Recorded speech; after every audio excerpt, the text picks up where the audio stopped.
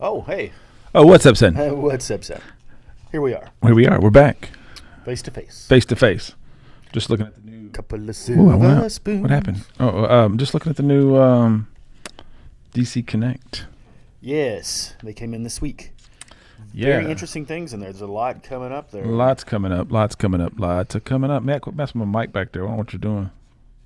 But I can hear it. You're infinitely louder than Joe. Oh, well. All right. I'll just talk louder. Is that better? This is ripped. Everything's ripped these days when it comes I'm in. not even sure where to jump in on this stuff, man. It's so much. It's a lot going on. Well, welcome to Inside the Shop with Tom and Joey. Tom and Joey. Is this episode 13? This is episode 14. 14. Man, Wow. we got 1-4. We're Trudging along, man. Sure are. Captain America will not stand up. Yeah, man, we're back in the shop. Big week. It's been a Busy. And yeah, it's been a week. It was a good week at the shop. It was a good week at the shop. Good week for the Pops, for you guys. Today, we went to the Pop shop at the Poppin Off Toys. We doubled our efforts. Nashville. Yeah, and doubling our efforts like that, while it's not really convenient, it does make for better Sundays. We are, yeah. Sundays are usually slow. Well, it was good to go up to the pop swap today. Yeah, you got to go to my old stomping grounds there in West Nashville. Yeah, right off Charlotte. Yep. So it is so y'all did pretty good up there. Sold a lot of pops. It was mystery boxes, right? We sold a decent amount of pops. Probably more than we would have sold at the store today. Yeah. But it was good. Definitely. We even had some instances where people would buy a mystery box, and then pull the pop out, and then we'd watch them go trade it for something else, and then bring it back and trade us for something else. It's a pop swap. Yeah.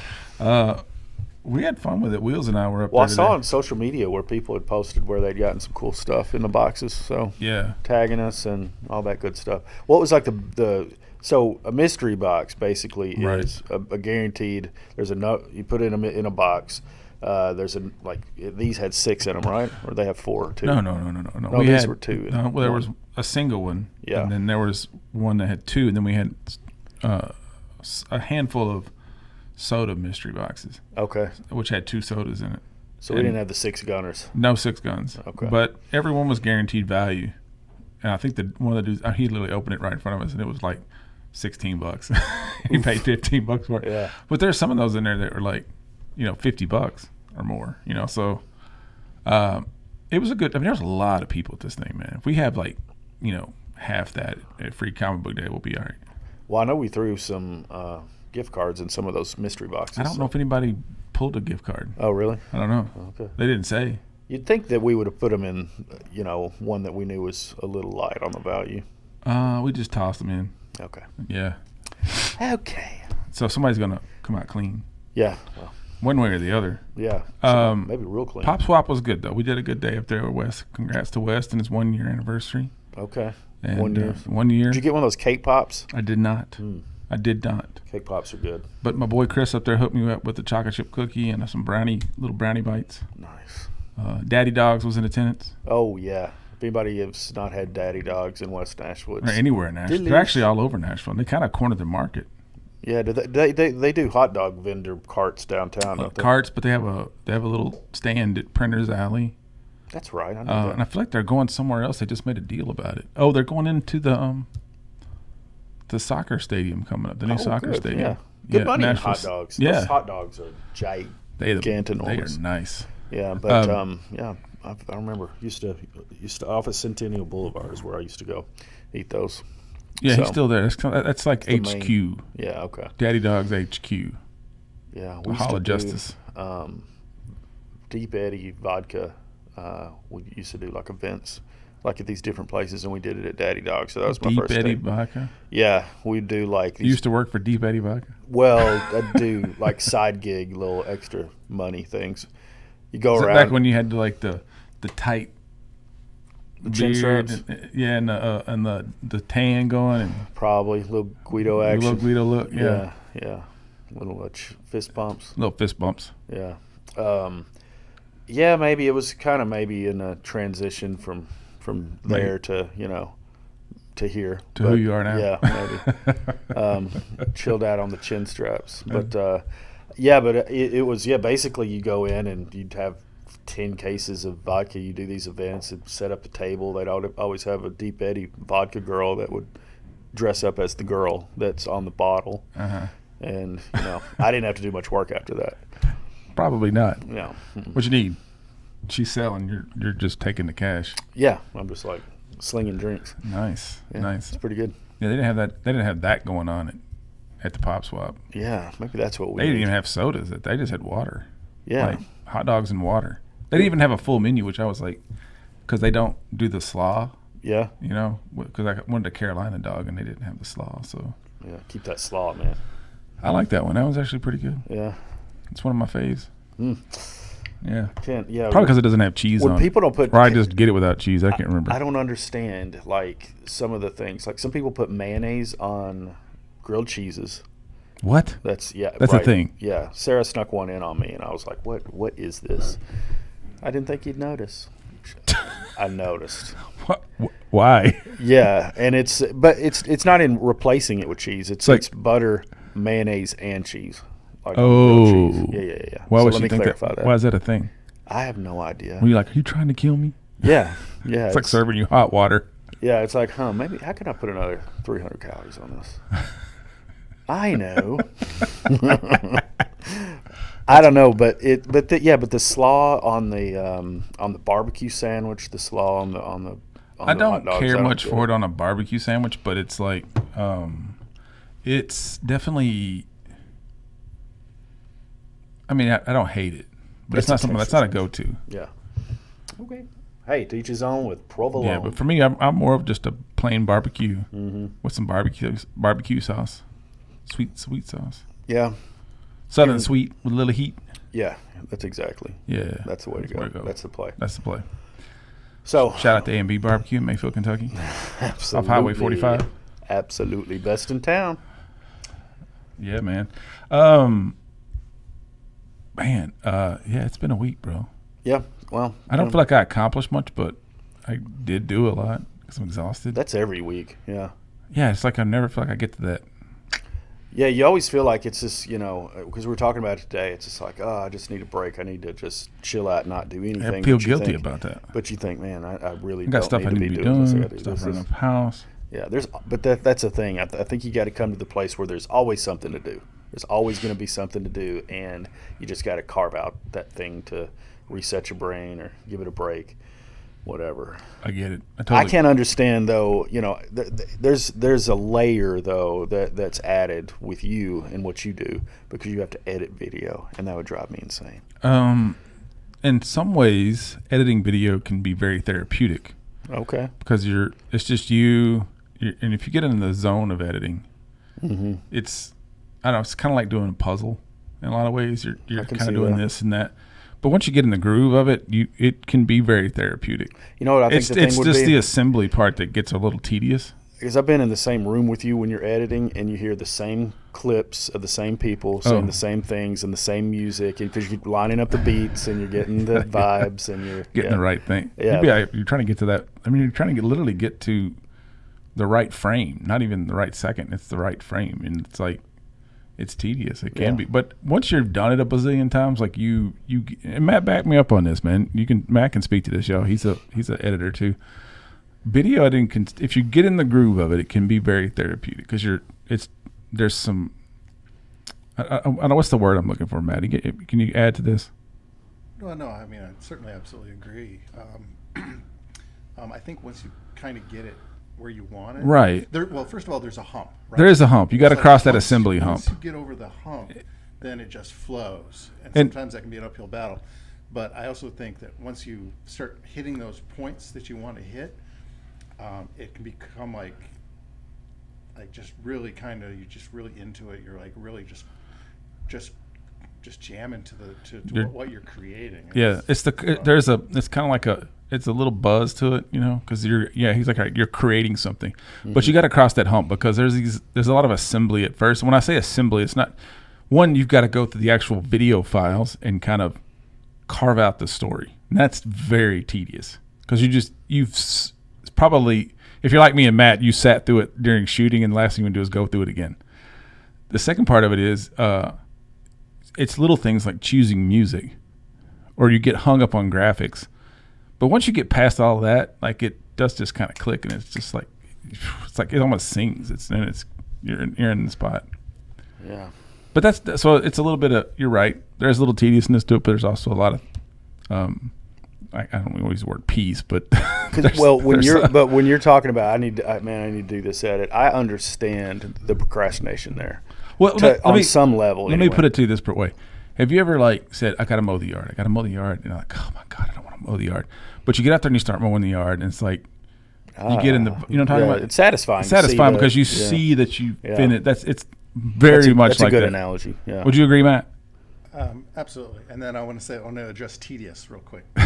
Tedious is putting 2-frame cross dissolves on all your audio transitions because you have to guys, audio things. 2 audio cross dissolves. 2-frame cross dissolves. 2-frame cross dissolves. I know what he's talking about. That's because so does everybody else. Well, here's the thing. Yeah. It's a cross dissolve, and it's if you were just to stick a cross dissolve on 2 clips, it pulls 15 frames from one clip and 15 frames from another clip.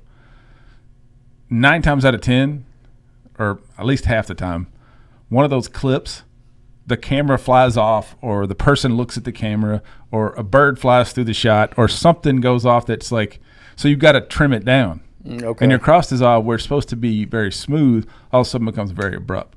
So there's some changes in it that you have to tweaks that you have to find basically to make the story work. Yeah. That's what you're talking about, right, Matt? I was moving, yes, and then with dialogue in particular. Oh, dialogue's the same way. Right? Because if you cut off somebody's right? So you're just cutting it at an so you got the. Good Lord. I've literally done that though. You do that. I can't imagine. Well, you want the pace of your video to go. So it's like you have to cut out the ums or the. Or yes, when you're talking, you say a lot. There's a lot of verbal pauses, a lot of verbal things that you say that kind of add to what people are saying. And when people are not comfortable in front of the camera, a lot of time that comes out a lot because they're nervous. Sure. Mm-hmm. And so you got to cut all that out to make. And it's crazy because we just tell people look, just talk, and they talk. And they go, I'm sounding so stupid. So don't worry about it. I'm not going to let you look stupid. And it's true. Once we get into editing, we work really hard to make whoever we've interviewed sound very polished and very professional. Wow. So even though we saw it on the day of and and you know what I'm saying? But I know with some people you're like, oh my God, this is going to take forever. I can't tell you. I sound really funny in this mic today. I don't know what you did back there, Matt. I can't tell you the number of times I've literally almost fallen asleep listening to somebody. There was this one guy in the shop. No, the other day. No. What? Telling us about his book. Oh, I walked off on that one, bro. I've not left you to your. Oh my God! But it's we interviewed this one guy. He wanted to create this is back in Georgia. He wanted to create. He was running for mayor, and he wanted to create a video for his campaign. And he was had micromanaged it so much that he had printed off. He had taken Microsoft Word files and went to I don't know if you used to do this in the library, but you would print off these big poster-sized Microsoft Word files, Word documents. Were they pieced together? He basically made big old, what's the word, Matt? I'm going blank here. He basically made a big teleprompter. Oh, but he printed cards. He printed it huge. They were huge. So he could them together. He could hold it by the cue cards. Yeah, big cue cards where he could read them off camera to the camera. Mm-hmm. That is 3 hours of my life I am never getting back, ever. And you can't make it look good because he's looking off camera. Yeah, and we're having to make him say it over and over and over again. Oh my gosh. And we go through one page and one page and one page. But would he look needless at to say himself on there and be like, say he didn't get elected mayor. Oh, okay. So, needless to say. But that's just That's neither here nor How did we get? I don't know. I don't know. It's pretty funny stuff. Yeah. So, but we were talking about the shop. You were talking about how I do a lot. I actually do need to sit down and edit this week. So yeah, got a video that's got to churn out and whatnot. But getting that work though, it's good. Got a couple of gigs. I'll be out end of this week. I'll be out early next week. Then I'll be out. And you'll be out. Then I'll be gone. Yeah, Joey and I are kind of bouncing back and forth, but Wheels and Lily and Nick Jr. have been holding things down for us, and we appreciate it. We do very, very much. Might be adding Fletch to the rotation. Yeah, I'm thinking about it. Had another kid come in asking about no promises too. Though. What? Some kid came in. I guess it was whatever day you weren't here, Friday, and said he was new in town. Yeah, said he's just. I don't remember. He said he moved. I really wasn't paying it that much attention. I did say I've been here about 6 months, and he was like, "Are you by chance hiring?" I said, "Not at the moment, but yeah, you hang out here long enough, you never know, you might get pushed into the rotation, which is pretty much how everybody gets kind of plugged in." Yeah. So I told him, it's better than a job interview. I did. I said, "Hang out here long enough," which basically the kind way of me saying, "I don't know you." Yeah, I don't want to go. I had 2 people come in today asking for jobs. Really? Yeah. People want to work at the comic shop. I guess so. Why not? I guess it's a cool place to work. There's. I would have worked in a comic shop when I was. They could do worse as far as jobs go. Yeah, I would have worked in a comic shop when I was a teenager. Absolutely. Yeah. Been cool. Yeah, I was slinging burgers at McDonald's and working at Youngblood's Grocery. I would have taken comic book shop any day. Man, you were the high points of Mayfield, Kentucky. Yep, really was. Well, when that job opened up at Youngblood's as a bagger, I was just like, "See y'all later." You deuced out on McDonald's. Was McDonald's bad? I remember as a kid thinking it's not good. I remember as a kid thinking like working at McDonald's might be cool because you get to eat free burgers and stuff. But I guess as you get older, that's true. There's like a 20% discount or something. I was like, "That's it." There's 100% discount. I'll be making stuff up, man. I'll be like making triples and triple quarter pounders with mac with sauce. Chicken nuggets on them. Yeah, chicken nugget bun. Man, we used to have. I don't know if people remember this, but when I worked there, they had the McFajita or something, and it was a rolled grilled chicken thing. Like the chicken would come in these bags, and it had the grill marks and stuff on it. Yeah. And and they were good. I mean, no doubt about it. Really? But they had like this little warmed, peppery, oniony mix thing that you just kind of shake it all, wrap. What do you mean warm? Huh? What do you mean warm? Pepper, like the peppers and the onions. Like, I mean, everything is packaged and portioned, and they've got that down to a science back there. And but yeah, it was a fajita. You could get a fajita at. You said McDonald's. It was warm though. Warm peppery mix is the worst. What do you want? Moist? No. Moist. I mean, how did it come if it was warm? Oh, I mean, everything's frozen initially. Okay. Yeah. It's just the way you said that. I thought it was fun. I'm slap happy, y'all. I've been out in the sun all day. Yeah, you completely sexualized that. I didn't I did. It was funny though. Yeah. Okay. Matt's back there. I can hear him. Big shout out to Matt back there. We lost power. We lost light. We lost the light, Matt. All right. We're down with light. The battery must have died. Here It he didn't comes, even y'all. flicker. It was gone. Hey, this is fine. You get to see how the magic happens. Did you pause it? No. Do you want to pause it? No, just let it roll. Just let it roll. I'll cut out it. I'll cut it out. Gotta cut it in. All right, on this next, when we go back in, just go so. Just as a transition. Okay. And Good friend of mine worked at Pizza Hut. Thought that man was a god. Who?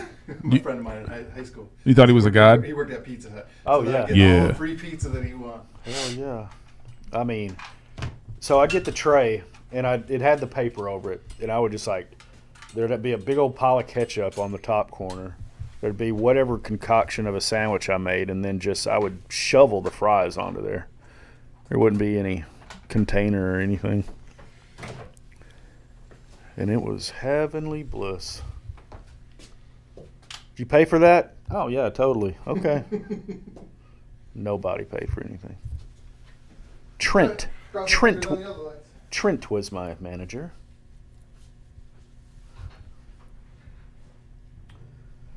Ba-ba-ba-ba. All right. As you were. Give me a big So, Tommy. So that was the story. All right. Very interesting. Interesting. We have a lot to talk about tonight. I actually was going to make a list. Notebook. Well, was going to make a list before we started, then I forgot to make the list because I got so sidetracked. But these are notes that I usually have for other things that I want to talk about, such as finally I went and saw the Batman. Well, I know you haven't. I have not. And we agreed we would talk about it. It's fine. And I'm going to catch it on. I feel like I've seen it because so many people and they've all given it the same grade, which is weird. Except for Nick Jr. It was A++. It's an A++ for him. Yeah, that's the only one. Yeah. Well, the Batman, and you liked. I liked it. Okay. What about Pattinson? I think that's my biggest question. Your biggest question. Pattinson. Well, but there's two things. There's Bat Pattinson and there's Bruce Wayne Pattinson. How do I put this and be positive? He wasn't terrible. He was good. Good. I thought he would be. I just had a hunch. Well, he's such a good actor. He's a good actor. That's what I'm saying. He is a very good actor, so that goes a long way. When he was Bruce Wayne, he looked very emo. Mm-hmm. But you got to think too.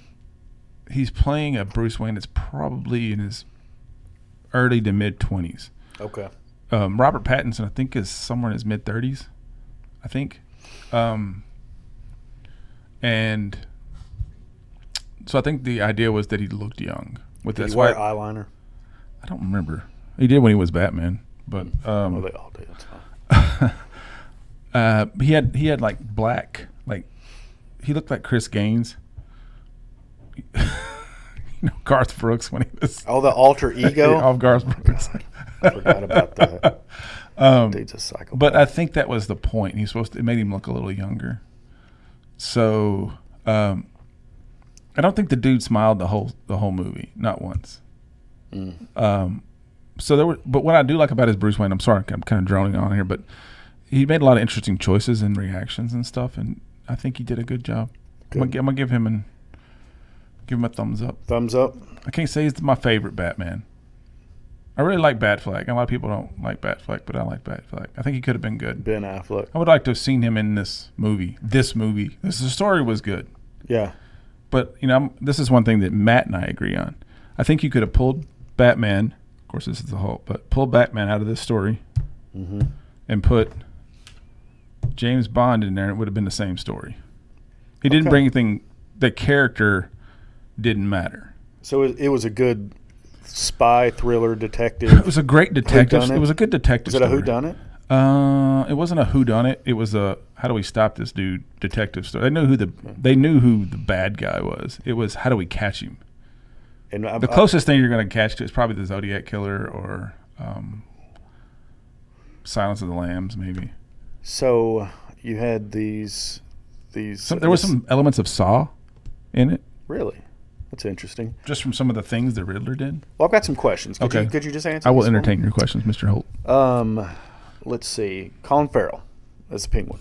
Fantastic. Probably the best character in the whole show. He's a great actor. Somebody told me today didn't realize it was Colin Farrell. I saw pictures of a Penguin and I was like, that's Colin Farrell. He was really, really good. Did he take on any of those animal traits like wah, wah? Oh no, he didn't do anything like that. It was very much of a gangster. Okay, so but he was his like features made Al him look Capone kind of. Okay, he was good. He was a mobster. Well, what was like? Okay, so Riddler. Riddler was. He looked way different. He was my least favorite character. Okay, because was he maniacal? Was he kind of like Jim Carrey or no? Not at all. He was Paul Dano, basically, in every film he's ever been in. Okay, I mean the same character. That's why. Except a little more psychotic. On. Yeah, he's got that earnest little face, so they had. He was a little more psychotic than than he was in There Will Be Blood, but he does this like screaming acting, when he's upset, and he kind of did that a lot. We need a screamer. Yeah, Paul Dano. I didn't care much. Exactly. Get me Paul Dano. Yeah. Get him on the phone. He was my least favorite. Okay. Jeffrey Wright did a fantastic job as commish. I had forgotten. Actually, he was still Lieutenant Gordon at this point. As Jim Gordon, he did a great job. So Jim Gordon was more involved in this film than he's been in any other film. I would Zoe appreciate Kravitz did a good. She yes, Catwoman. Very good, personality wise. She was great. For the physicality of Batman and I think one thing that was bothering me about Zoe Kravitz was that she just looked short. Okay. And I guess that perception wasn't taken away. So there's a physicality too to people like Catwoman and Batman. She did a good job. Physicality on Batman was he didn't do a lot of kicks. There wasn't a lot of acrobatics. Like if in like Justice League or like Batman versus Superman, Batman's up against the walls and shooting his thing and he's kind of flying all over the place. There wasn't any of that. It was just there was a lot of gunslinger moments. Wouldn't you agree, Matt? Like they literally, both visually and audibly, Batman would walk out of the shadows, boots clanking. And then like the last time he does it, like it was literally like there was like he had spurs on. Well, I was just about to say, was it like trying to have a Wild West kind of a I think it was like a menacing fear thing. Yeah, okay. Like this guy's walking up on me. Yeah. But I don't know if that's Batman. Okay. Would you disagree, Matt? I would not disagree. No. Yeah. I think we kind of come to a conclusion or agreement that I don't know that there's much Batman here. I mean, it's Batman, but it's Batman, but it's he could be any man. Could be anybody, right? Yeah. Okay. It could have been Constantine, without all the quips and smoking. So, there was with trailers and stuff, there's context and stuff where it could make things different in the movie than when you see it on the trailer. When he says "I am vengeance," is that as cringe in the movie as it is on the trailer? Absolutely. He says it 5 times. It's terrible. He says it 5 times in the movie. Well, it's almost like they start making fun of it towards the end of the movie. Oh, okay. They're like, "Come on, vengeance, do something." Let's do it. Yeah, it's literally, they were like, "Come on, vengeance, well, what are you going to do?" That. Yeah. Is there any other cringy stuff? Oh yeah. Really? Yeah. That when there's a moment where he's being chased by the cops on top of the police building, which is where the bat signal is, and he runs to the ledge and literally goes, like Batman wouldn't have done that. Dude would have jumped off that, threw his batarang with a rope tied around it, and swung off to the next building. That's Batman. But young Batman, maybe. Young Batman, even in the very first Detective Comics 27, Batman was swinging from buildings. Tom King Batman might have done that. Tom King Batman might have done that. You're right. Yeah. No, Tom King's Batman would have killed somebody. Okay. That part kind of gas. Then he puts on this like bat wings, like literally like a what is that called? It's like a people parachute, those little. Oh yeah. Like a glider suit. Yeah. It's like literally like a glider suit. He pops something and he literally turns into like the Michelin Man, and then he jumps off and then like glides down to the sidewalk, and I thought that was so corny. I was like, that's not what a Batman. I mean, did it have Christian that falling Bale, music like da da da? Well, I mean, think about Christian Bale in The Dark Knight. He like jumps out the window, grabs the girl, and like basically falls to the ground with her, and his cape is what keeps him from eating it.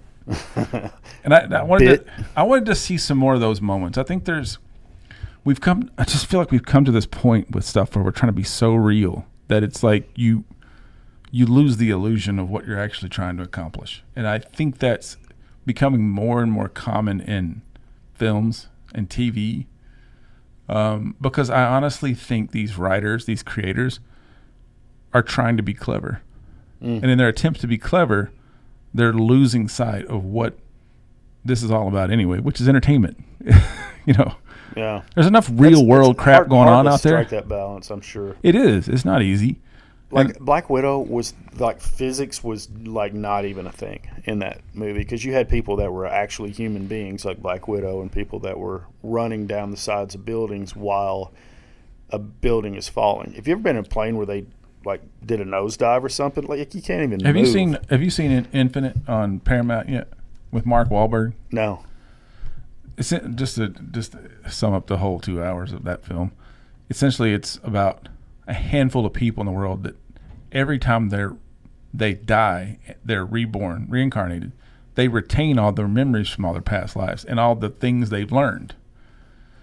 That's ideal.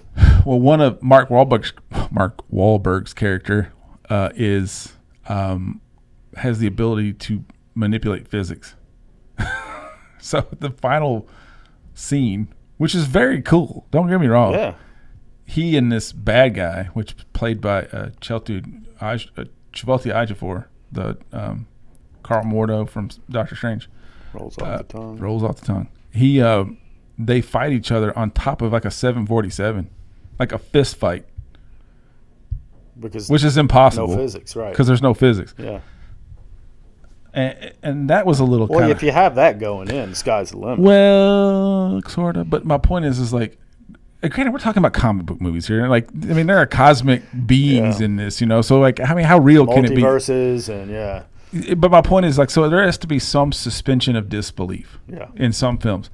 And you're right, there is a balance. In some films, there's so much to one side that you're like, what, that wouldn't work. And then there's some, they don't do enough of it, and you're like, you lose it. And it is hard to maintain that balance, But I think people lose that because they're trying to be clever. Yeah. I'm sure that's right. The couple other questions. So, and then whatever. Sure. Summarize if you want. But best.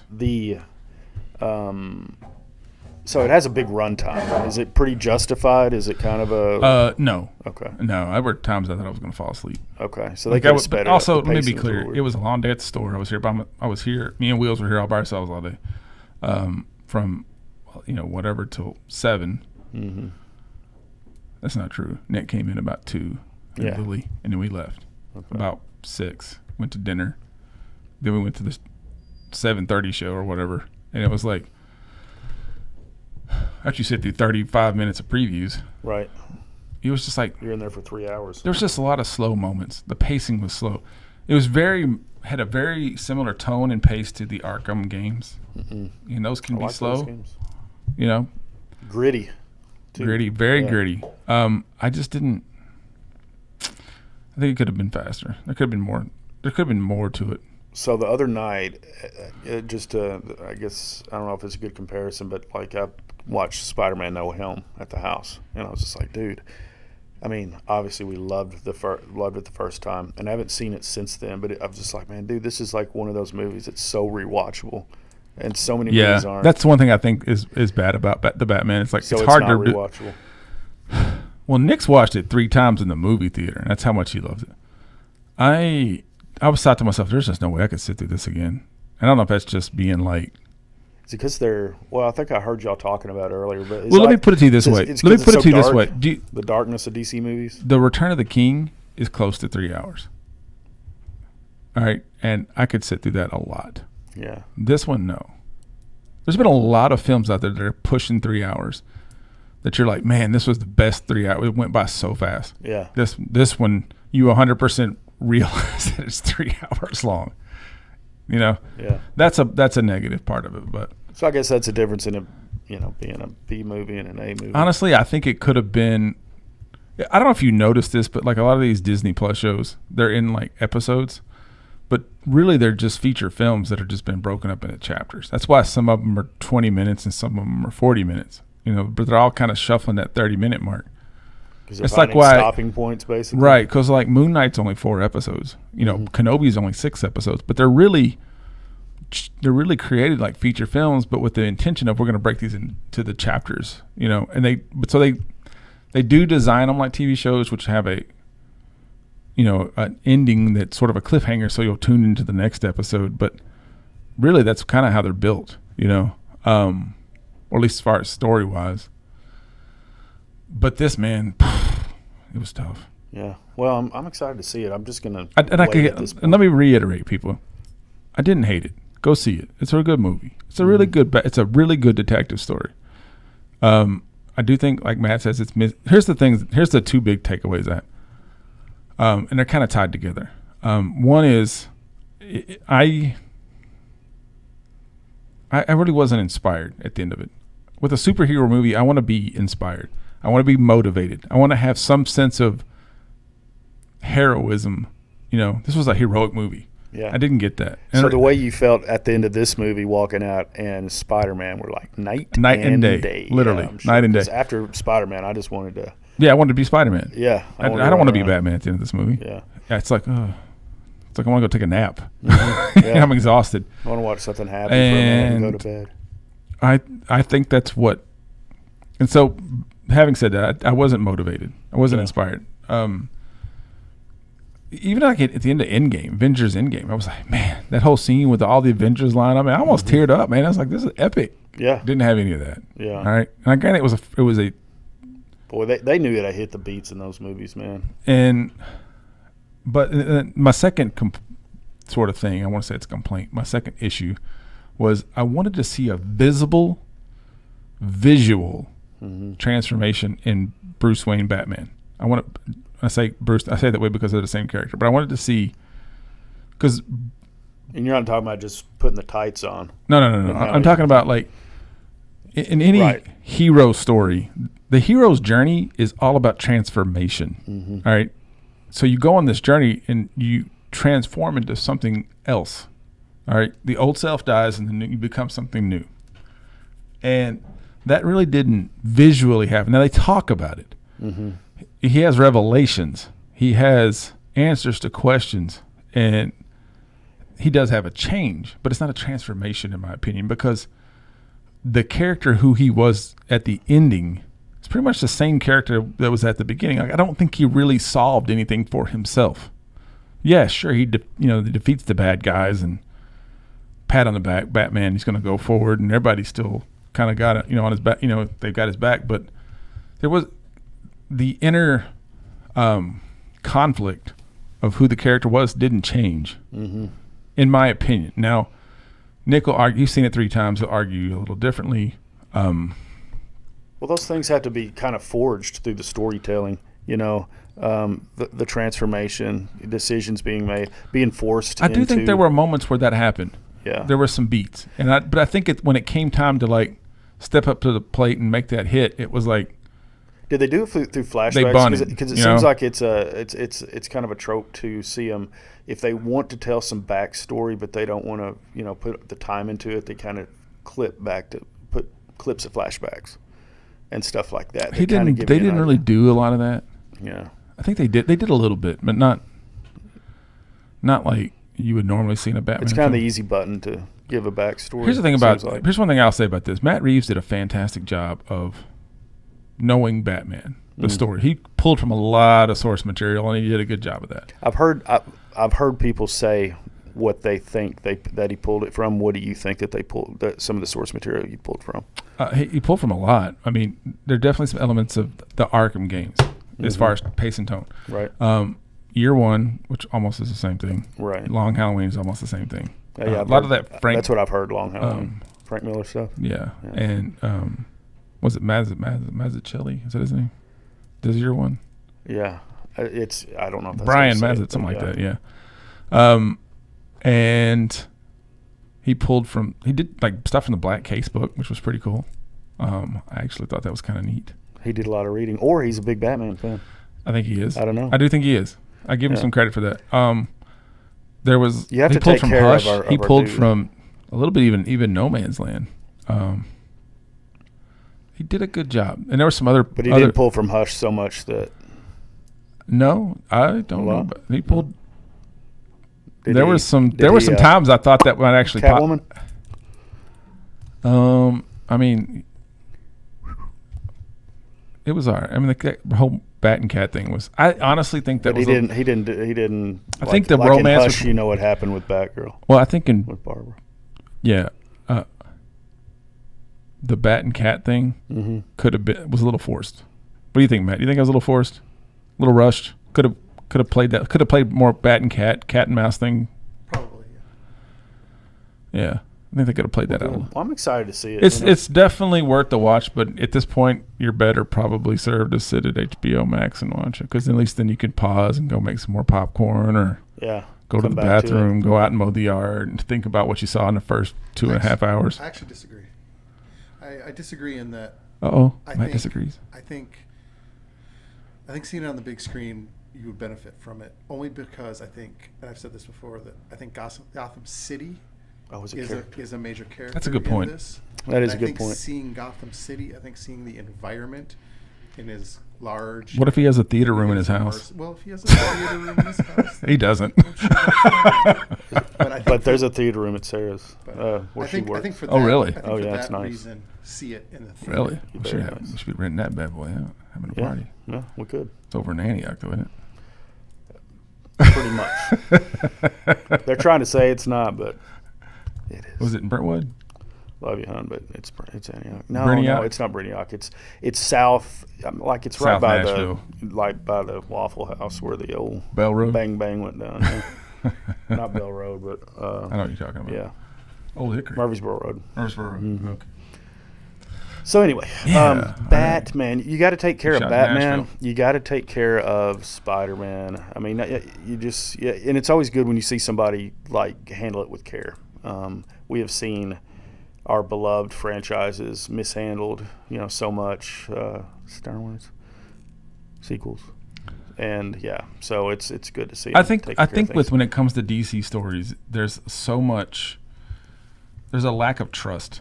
Like most of us go, and if they're anything like me, we go into this thing with zero faith that this is going to hold up. And it's not just from the films. I mean, the whole Snyderverse was just a train wreck from day one. The CW has gone way off the rails. The comics are struggling story-wise, character-wise, and so there's been a huge lack of faith that whatever DC puts out is going to be enjoyable. And who was I talking to yesterday? I do think this movie was a good movie. Don't get me wrong, it's a good movie. Big Buck Chuck. I was talking to him yesterday, yeah. and we were talking about this stuff, and he was like, you know what? My favorite movie was that with DC here lately that it just got away from like the heavy, dark, and I was like, Shazam? He's like, Shazam. I love Shazam. It was so Shazam good. Gets a bad rap, but I thought it was fun. It was a fun movie. Yeah, absolutely. Yeah. And I think that's being lost in this whole thing, this whole comic book industry, is the lack of fun. Because we're trying so hard to be clever, so hard to be real, so hard to be this artist that knows how the people feel. That's why I'm in the indies, man. But I just don't think. But indies are dark too. They're either horror books or they're. Which honestly, I've been digging these, the Radiant Black series. Yeah, with Rogue Sun, Supermassive, Radiant Red. Did you get to read Supermassive? I did. I actually caught up on all those. Okay, how was Supermassive? It's sort of a one shot. I thought it was going to be more like a team up story. It may come back. So, but but you have to read like the Rogue Sun. So one of the things that is kind of common in with these heroes in this and that is that this is kind of a spoiler, but click on a Radiant Black book up there. Well, Rogue Sun is up there. Rogue Sun, yeah. If you scroll down one, so people have a visual. Yeah, right there, you just passed it. Rogue Sun, right next to Hulk and Grand Design. Y'all still there? Wake up! Wake up, people! We're still here. One of the things that's pretty common in some of these is how quickly the mantle of the superhero is passed off early on in these comic books. So Radiant Black, the mantle was passed from one person to the next. Same thing is true with Rogue Sun. The mantle of the Rogue Sun is passed on from father to son, but it happens pretty much in the first book of Rogue Sun #1. Okay. In Supermassive, it's still the dad is still Rogue Sun. So it's there's a little bit of you got to kind of keep up with what's going on. However, as far as a new introduction of a new superhero group and team, I've enjoyed this. I can't say the stories are epically awesome yet, but they're not. They're different. It seems like there's a lot of potential for it. So much potential with this, and I think if anybody's out there looking for books to kind of like grab #1s on, I think it's these books. I was talking to Jeff Stone about these the other day. He came in and he got Radiant Red. So Halloran's the artist on that. He wanted to get the Radiant Red books #1 because he thinks like these are He thinks they have potential. I agree. I think there's some stuff there because so many of us come in and buy these spec books thinking, oh, this one's going to be something. This one's going to be the next Walking Dead. This is going to be whatever. But these are pretty fun. I could be completely wrong. But I've enjoyed Radiant Black from day one. It's been out for a good year. And now they've started expanding that universe, which is with different writers because it's not all Kyle Higgins. It's so he may be, spearheading that creation, but it's good stuff. Have you been reading that, Matt? Any of those? No, no. Oh, we're missing out. Yeah. It's and we've sold a lot of the paperbacks. We've been, trade paperbacks. Trade paperbacks. It's just basically the first 6 books collected, and then there's 2 of them now, so there's 12 on Radiant Black. On Radiant Black. Yeah. I was thinking Supermassive was going to be like a. Did you read it?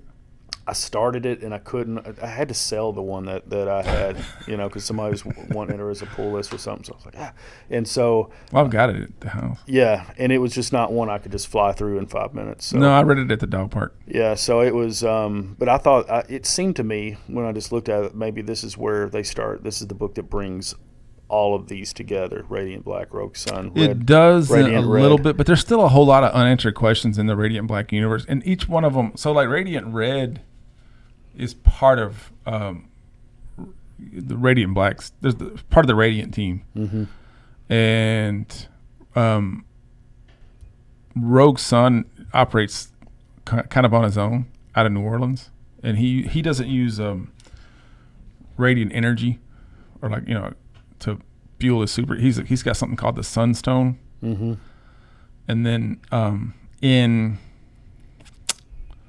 now I've forgotten the name, but it's Supermassive. It's not Radiant Red. It's another red type character. Big Red? No. But she's from another dimension. Dawn? She's from actually another dimension. So when they team up, it's actually pretty cool. Pretty cool. It's funny though. Yeah, you're talking about. Yeah, I do like the indies, but yeah, now that I think about it, it is like Joe Hill, and it's stuff like this, which. These, I guess it depends on your idea of fun, but these are a lot of fun. The covers are fun. Well, yeah, they do the what is that? Dawn of the Dead, and that's Mary Lou Prom Night 2. Yeah. Hello, Mary Lou Prom Night 2. Hello, Mary Lou. Yeah, but anyway, it's basically the guy that Elliot Callan. Sorry for butchering your name there, but basically he loved one of the campiest horror movies ever, which is Friday the 13th. Jason Takes Manhattan. I thought you were going to say Sleepaway Camp. Well, that's 1A and 1B. Well, probably nothing is more than Sleepaway Camp, but that's arguable.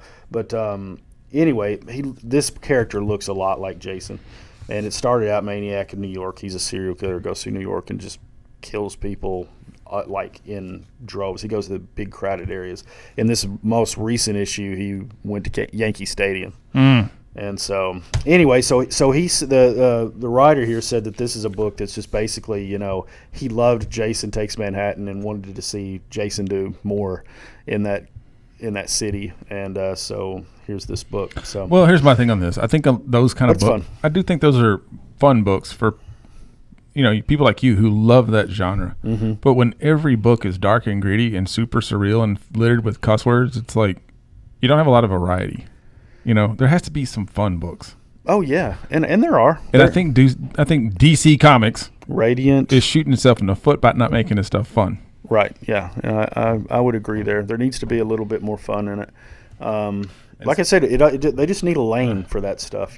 Well, they tried that, but my point is like they had those kids lines and they just weren't successful because they're like we got a bunch of these books over here on the teenager shelf. It's like there's all these teen stories with a character of Starfire and a weird story about that nobody cares about. Right. And I don't know what the solution is on this, other than you take just a page, make it fun. Well, you take a page from, because this is something that we're going to do, just to let you know. We're cutting back some of these comics, and we're putting in, a lot of these successful. Like they need to take a page from the playbook of manga, and that like some of these statistics that these books that you basically read backwards are outselling like by 75% market share to comic books. Dogman books completely outsold all the numbers of comics and floppies. Well, and so, it's just, the stories have to be good or the people aren't going to buy it. And that's what sucks about this. What we do is that's a part of it we can't control. And we try to put quality on the shelves, but we're not writing this stuff. Well, I think here's some notes here I'm going to talk about real quick. Okay. So when it comes to one of the big things is when I was talking about stories are about transformation. It's about a hero on a journey for the most part. All right. But the big thing, this is something I also mentioned when I'm talking about the Batman. You have to ask yourself, how does a story make me feel? Mm-hmm. And I can't tell how many times we've picked up comic books and we read them, previewed them. I went, I probably do that 99% of the time. Yeah. Very rarely would I go, oh, that was actually really good. Mm-hmm. I'll tell you, when I read The World's Finest, the one that just came out, yeah, I was like, oh, man, I actually really thought that was fun. It's a fun little book. Fun little book. Mm-hmm. So it made me feel good about it. Most of the time, it doesn't make me feel anything. Did you have a blast? No. But it was a fun little book. It's a fun little book. Yeah. And stories are about learning. What am I learning in this? Mm-hmm. What am I learning through the process of this story? And they're all about change. What's not so much what changes, truthfully, what changes with the character, but because of what changes with the character, it sort of affects how you change as a person. That's why people always go, well, what's your favorite book? And if everybody has their favorite book for a reason, because at some point it helped them change, transform into something else. That's what makes a good story. Those are the stories that endure. Those are the stories that people go back to over and over again because they make them feel something so strongly that they actually affects change. Does that make sense? It does make sense. Does one come to mind for you that does that? Not to put you on the spot, but there's been a lot of movies. Yeah. And truthfully, this is something I kind of want to get into with Nick. Mm-hmm. Is like I don't understand it, and I think back to some of the times that certain films or stories really affected me at a specific point in my life. Mm-hmm. I can think of like Big Fish was one. Mm-hmm. And it's really just a story about a person's life at the end of the day. And about a person that was, his way of living forever was because he told stories constantly. So much that the people that he affected continued to tell those stories long after he was gone. Mm-hmm. That's how he sort of endured. And there's sort of a genius behind that, And I don't know why, but that was just one of those films that like it touched me.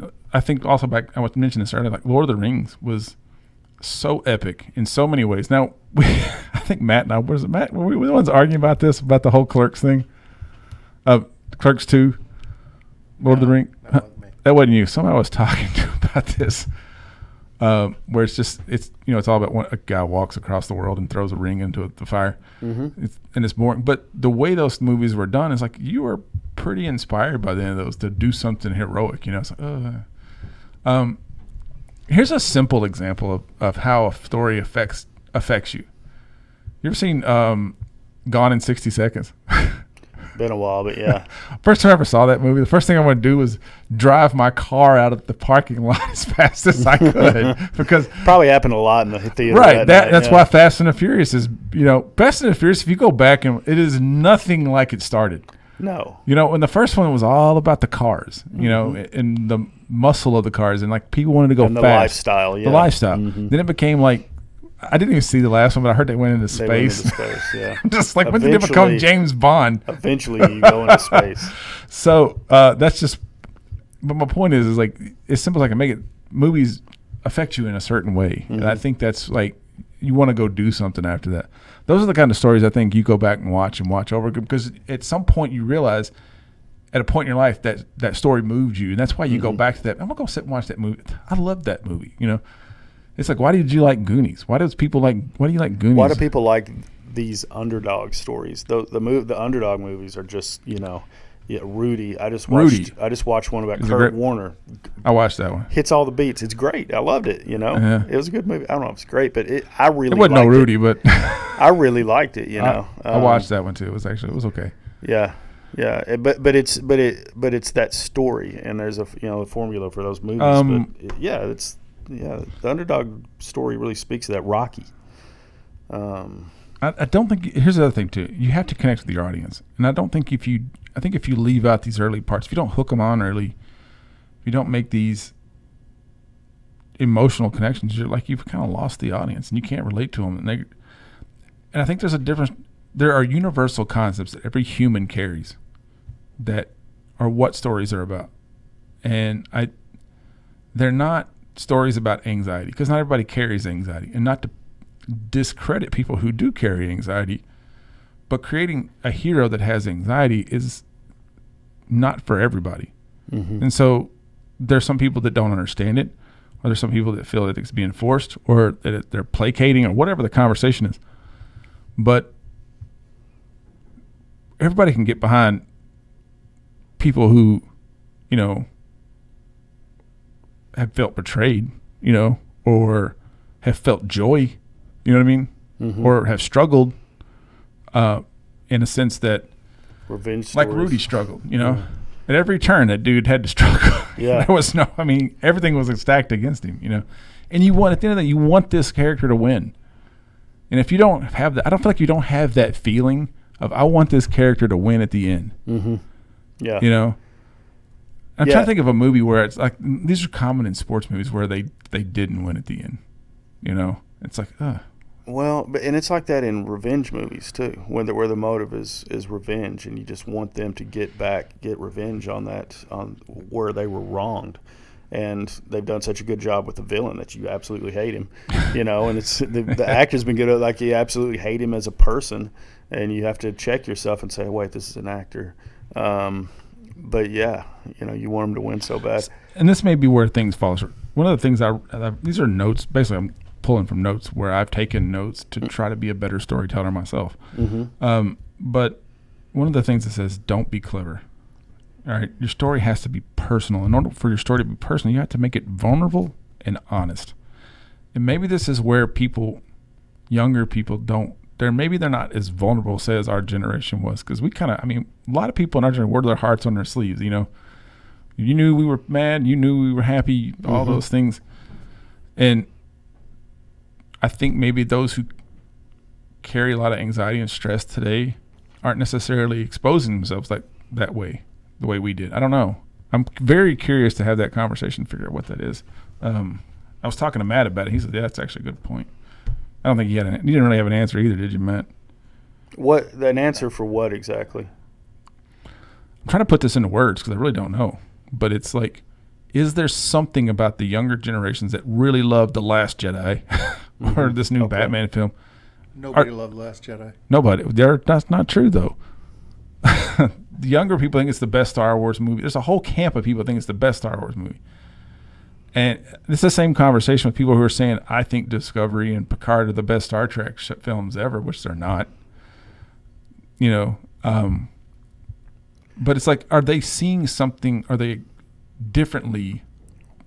Well, think about it. Back when we were kids, there were all these great movies that, because they were in black and white, we were like, I don't want to watch that. When we were younger, and maybe there's just that recency.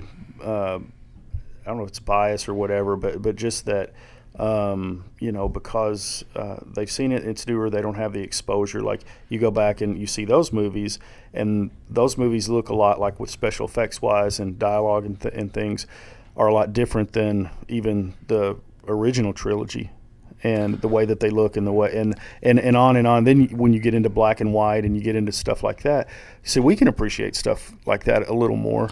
But when we were kids, when we were younger, we didn't. I don't know if that's, I know what you're saying. I don't know if that's it, because, like, here's the thing. Go back and watch. I say this a lot about, especially when it comes to Star Trek. Once you get past and Star Trek wasn't in black and white, but once you get past the completely absurd acting, the bad special effects. But could you do that when you were younger? When I was younger, I thought Star Trek was awesome. The old ones? The old ones. Okay. I actually loved it. All right, I loved the old Batman shows. As goofy, and everybody, because they're goofy. But they were goofy. Now, here's the thing. I couldn't watch The Twilight Zone because I didn't understand it. Mm-hmm. Now I sit and watch episodes of The Twilight Zone, which is in black and white. Yeah. And to me, they're epic stories. Absolutely. Because the character experiences something and you experience 9 times out of 10 it's like every boom. one of them. Yeah. Those are good stories. There is something that has changed in storytelling. I would agree with that. And I think it's more of this whole Fahrenheit 41 thing where it's like we don't want to offend people, so we just don't touch anything, go into the direction of anything that could be controversial. But stories are about controversy. They have to be that way. Yeah. Because humans are not perfect. They make mistakes. They do offend people. And I think when you take that away, you're left with this something that has no flavor. Does that make sense, Matt? That does make sense. Flavor. Matt goes, The flavor is. It makes sense. But okay. Not necessarily I agree with it. Well, back me up here. I mean, I'm all for some conversation. That's what this podcast is about. I mean, I feel like we. Yeah, but we're talking about it on the show. I know. we not in the back, not in my truck when we're driving to Atlanta. You know. I think we've lost another light. We're going along tonight. Where is it? It's the blue light. Oh. It's okay. It just looks fun. It just looks different. Anyway, I don't know. I think storytelling has gotten up to a certain point where now they had to learn how to tell stories a different way, or they felt like they had to learn how to tell stories a different way, and they've lost their way in how to tell a story. I think this goes back to the deconstruction of story and character that was in the 90s and 2000s, where we started taking apart these heroes, the traditional storytelling, traditional Joseph Campbell type storytelling. We started to take it apart, and I think when they started to take it apart, they forgot how to they don't know how to put it back together again, and that's my read. No, that makes sense. I agree with that. I do agree with that. What you're saying. Maybe that's what I'm trying to say. There's something changed. I think of about a movie, and I don't think it was like an overnight thing. I think it's something that's been going on for a while that we're just now going. We're not feeling anything anymore. Yeah. It's because we don't know how to do it anymore. Not the way. And I think when some stories may have even a glimmer of just anything that's different, people think it's epic. When really it's like, are you really touching those emotions? I don't know. Did you guys see the movie Nightcrawler? I didn't. I've heard a lot of good things about it. Yes, though. I did. I'm curious. You're talking, asking Nick about story and stuff like that. I'm curious to see if he's seen it, what he thinks of it. He probably thinks it's the best movie ever. Because that was the movie that I was thinking about when you were talking about Batman. Uh-huh. And you didn't see that change, right? And so a lot of people talked about Nightcrawler and how they enjoyed it or they thought it was good. I absolutely couldn't get behind that. And I'm like, I see a character here who does not change at all in this movie. He's despicable at the beginning. He's despicable at the end. How am I supposed to enjoy? That's just not the storytelling that I grew up with that formed me, and I see more and more of that today. But that was like that movie. The story was how despicable he was, and how he just kind of but I think what I'm trying to say is that stories are designed to teach us something about a moral truth about humanity. Mm. And that's what it's been throughout the dawn of time. Up until recently, right? Yeah. And maybe it's intentional. I don't know, but what are we learning from our stories? Well, they have made a lot of ambiguity with villains and right. Well, they've humanized villains and they've vilified heroes, or it's like we've got heroes that are, not perfect. Mm-hmm. They're it's like Superman. Yeah. Superman and Man of Steel. He was not the Christopher Reeve Superman at all. He was riddled with self-doubt and insecurities and who wants that? Not in a Superman. Yeah, it is getting into a level of emotion that, maybe you just don't want in Superman. And I think that's kind of where those DC movies kind of lose me, is just because they try to add that element into everything. Just all the inner dialogue, all the pouting, all the brooding, all the the self-doubt. And I think one of the things I can't stand about from the Batman stories, and this was pretty pretty much been the thing. It's just how much the Bat family can't stand you. It's like, then why are Superman? you guys? No, the Batman. Oh, Batman can't stand. The Bat family can't stand Batman. Gotcha. Yeah. Because they have this history, and he's just been an a-hole the whole time. The whole time, it's like you are closed off emotionally. Mm-hmm. He's like, hey, you mess everything up. I brought you in. It's like he's like, but if you go back to Did you starve? Almost every one of those characters, when their origins were like almost begging to be part of who he was. Almost all of them, you know. You weren't in a Motel 6. You were in Wayne Manor. Now they're all like, you suck, Bruce. You know? I don't know. We kind of went off in the. I wanted to kind of talk about that just because it kind of made me. I was trying to think like. Were you talking about being clever? You know, like M. Night Shyamalan movies in the beginning were like clever because they were the twist. But I think people try to emulate that, and then it's not good at it. Right, and then he started running out of tricks with that. Well, everybody caught on. It's like, Yeah, and then that what a twist. That was it. Yeah, and in the first few movies like Signs and The Sixth Sense. Sixth Sense was pretty. Yeah, those are like really, really stand out. Toby figured that out like halfway through the movie. Really? Yeah. He goes, that guy's dead. What? Made sense. Yeah, made sense. Actually, that's more impressive than somebody like working a Rubik's Cube. You think so? Yeah, a little bit. Toby can pick up on stuff. I was in the story. Right. You know, I wasn't trying to. He's a skeptic back there. Yeah. Now, it's. Yeah. I don't know, dude. The like it with comic books. I've tried to read and try to pick up on, okay, what makes a comic book, like after the first issue, make me want to come back to the next one?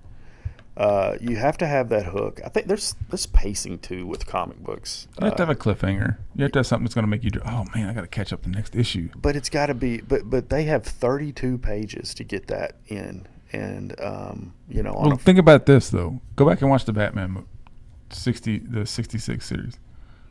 Every one of those ended in a cliffhanger. What's going to happen to Batman? Robin's hanging from the roof. Tune in next week. Same bat time, same bat channel. I mean, they think they had 30 minutes to make, or 60 minutes to make that, whatever it was, the time run. Yeah. I think they were 2 30-minute. I can't remember, 30-minute episodes, whatever. Yeah. You see my point? They had to put that story together. You can do it. It can be done. People can make a solid story in 60 seconds if they're good at it. But some books are just a chore to, like even 32 pages. Well, they're a chore to read. do think that's also another thing that plays into this stuff is like there's mass production. They're constantly having I mean, think about Tiny and how many books was this guy writing at one time?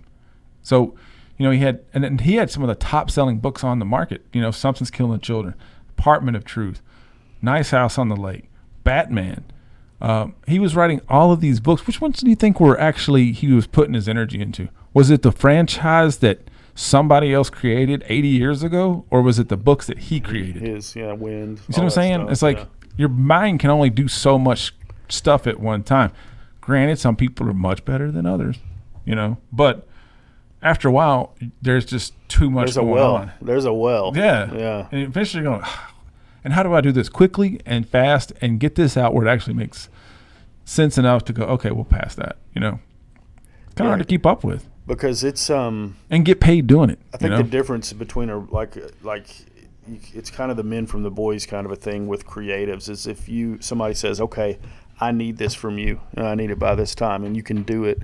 Or if you're a person, because like with me, creativity, it cannot come under stress at all or any expectations because I won't have any at all. It has to come to me like this stuff, you know. Well, I do think there's I think there's a shelf life too. I mean, you got to think about films like Billy Madison, Happy Gilmore, Waterboy, Big Daddy. You get past some of those early Adam Sandler films, they start to drop off fast.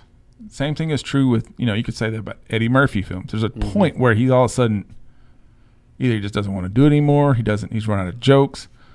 He just does something changes and there's a shelf life, you know. And it's like Zach Galifianakis, you know, hit a home run with The Hangover, and then he had to play the same character in every film he was in. It's like it just wasn't. You can only recreate that so many times and make it work. Yeah, and when things are, I think that was true with Chris Farley. In comedy, like it's either funny or it's not. It doesn't matter how old you are. A lot of that's chemistry. Some of that's, when you're putting a film together, it's like, who are you working with? What's in the moment. Mm-hmm. There's a lot of things that end up on the screen, especially like Will Ferrell, that are completely ad-libbed. And you're like, and it's funny. Yeah. Maybe it's funny on set and everybody's giggling because they're smoking pot, but who knows? Then it's on a screen, you're like, that wasn't funny. Yeah. But like, when I saw Step Brothers, I saw it in the movie theater with a bunch of friends that were just cracking up. Oh, dude. So it made it 10 times more funny. Yeah. So some of it's situational. But it's still hilarious. It's still a very funny movie. 95% of it. Yeah. And it's a great concept. But you think about like Happy Gilmore it might have been funnier or it might have been better to me because I was into Saturday Night Live and I really loved him at the time. I was a lot younger. I was real immature, and that kind of comedy was something. Yeah. But you go back, and maybe it's not as funny or something as you're older, but it's still funny. It's still good because funny's funny for the most part. Yeah. Like Jerry Seinfeld could come out and he is famous and he's a great comedian, but if he doesn't tell funny jokes and you come out there and you're hilarious, he's not really going to get the laughs. I wonder though if some of those comedian shows would make it today, just because the material they talked about. Well, Seinfeld still does it, and he does great. He still has good material, and it's clean. You're talking about his comedy act? His act. I'm talking about the show. Oh, okay, yeah. That's what I was talking about, just the like stand-up route, like that kind of a thing. Just funny's funny. Funny is funny. You don't really get any but funny is also mercy laughs. Subjective to the people you're talking laughs. To. You know what I mean? Sure. That, if there is ever in my opinion, and I say this having done theater, comedic theater. If you don't get what they're talking about, it ain't funny. Right. It may be hilarious. Mm-hmm. There was this play I did, and what was that play called? It was a whodunit. Mm-hmm. I can't remember the name of it. But it was all about, they were trying to, it was a play about putting on a play. And the money person who was hosting this party where this murder was taking place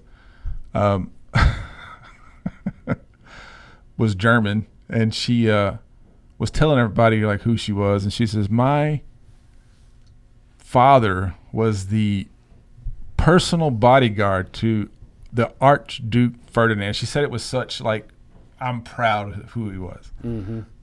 And nobody laughed except for one person in the audience cracked up. Yeah. All right. Do you know who the Archduke Ferdinand is? No. Matt, tell me who the Archduke Ferdinand is. He was the president. Was it Bosnia, Yugoslavia? What was? No. The Archduke Ferdinand was the Chancellor of Germany. No, Austria. Was it Austria? No, it was Austria. Austria. Yeah. He was murdered. His assassination caused World War I. His assassination caused World War I. Okay. All right.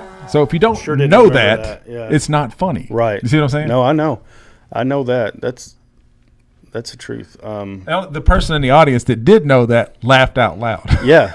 Well, it's just like I've got. I don't know how the hell we got off on that. Well, two comedians. Like when I go to my parents' house, I'm thinking, okay, what can we watch? I got all these streaming services, and we're just killing some time because there's not a lot going on. And like, well, they need some laughter. I don't think they watch a lot of funny stuff. So I put on Nate Bargatze. He's a comedian here that I really like from Nashville. He's got a real dry sense of humor, dry delivery, but he's a clean comic, so I can watch him around my parents. And so, funny stuff, but my parents were just like, no laughs. It was pin drop. Yeah. Isn't it? Not getting it all. Of course, then Sebastian Maniscalco had him on, and my mom was crying laughing, when he came on and that kind of stuff. So it just depends, man. Like you say, who it is. Well, I think that goes back to what I said. You have to be able to connect with your audience. Yeah, absolutely. And I think that part's being lost because people are trying to be clever. Mm-hmm. And they're trying to show how great of an artist they are, or how great of a writer, or how great of a creator they are. And I think it's all about ego, and I think that's part's getting lost in the shuffle. But But anyway, that's Ego's not your amigo, man. Man, we were going to talk about what's going on in comics this week, but I don't think I think we'll put them all to sleep at this point. Well, what is going on in comics? There's Something's Killing the Children's coming out, so that is back from hiatus. I'm very, very excited about that. What do we got here? We got Dark Ages, the Hulk, Hulk 5. Oh, One Dark Night. I didn't even read the first one. I heard it's good. I don't remember. Who is Jock, by the way? Jock. He's the guy. Yeah, no, he's a writer.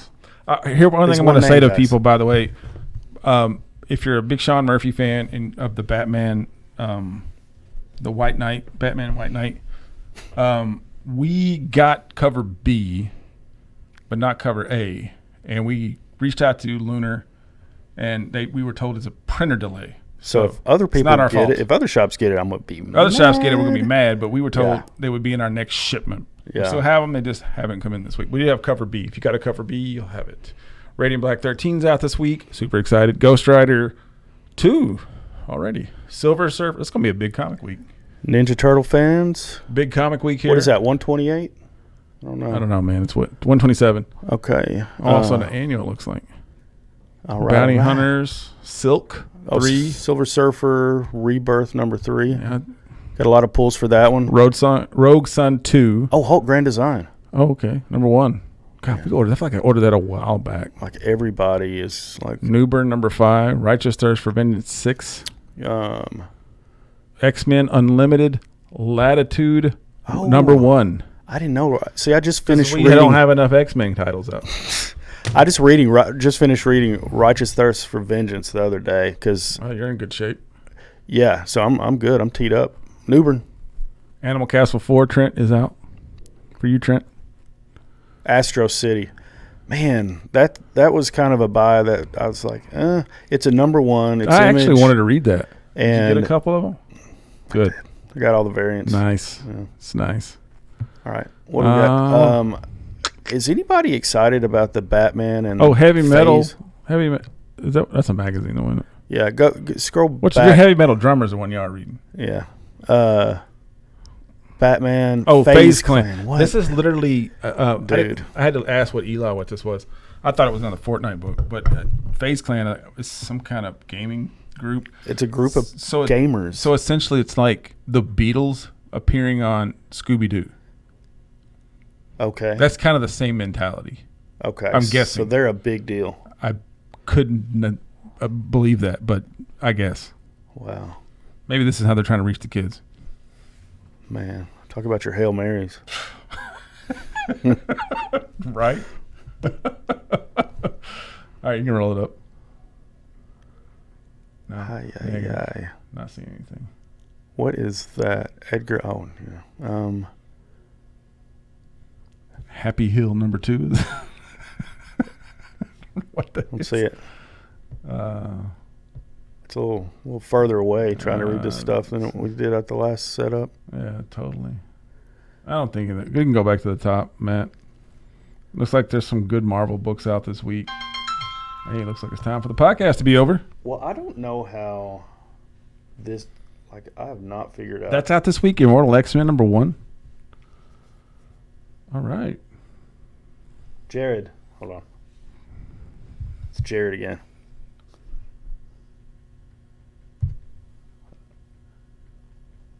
What are you doing? Slowing us down. Jared. Hey, I'm doing the podcast. Say hey to all the people out there. Oh, Jesus. You did it again. Hey, Jared. Yeah, I know. Yeah, I'm getting good at this. We are. Are you at work? Yeah, actually, I'm working. Did you just sent me a picture of you were taking a nap at work and people covered you and stuff? I guess I looked a little chilly, so they made it was a makeshift blanket. Gotcha. So we're talking about some comic books. Is there any comic books you're reading this week? Not yet. Not yet. But it's just give me time. Yeah, it's just Hey, Sunday. man, go down to that variant. All right, dude. Yeah. Well, I'll give you a ring on my drive home. It's Gleason. Yeah. You take it easy. Kind All of right, that'd be a heck of a Jared, t-shirt. everybody. Check that Gleason cover Yeah, out. see ya. Hey, Jared. See you. Bye. Look at that Gleason cover. This is the Beyond finale. Thank God. Gleason. That might be your key of the week right there. I don't know how many of those I ordered. Why I yada. What did Jackie Gleason used to say to us in The Honeymooners? Right in the kisser? Why I yada. To the moon, Al. Is that what he said? I don't know. I don't remember. That's a Gleason cover. I only watched that show a little bit. It's the same. He's a voice actor for Fred Flintstone. Yeah. I haven't known That's that just an very interesting long. fact. It is an interesting fact, but I haven't known it a super long time. I was like, yep, mm-hmm. Bond.